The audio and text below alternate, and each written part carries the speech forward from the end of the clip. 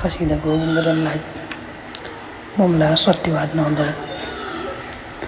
ci diwaanu quraan yi la nekk moom sëñ bi da koo tënkee kaana dalika fil kitaabi mastura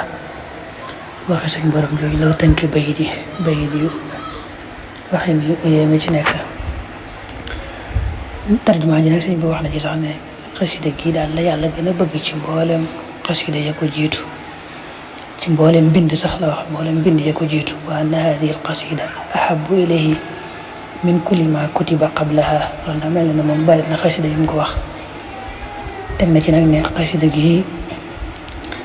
dees na ko jàng ci biir àjjana yonent bi teew nekk ci biir waa këram ñaak saxaaba mi teew di ko déglu wa anna hadihi alqasida tuqraw fi ljannati allati wa'ida almuttaqun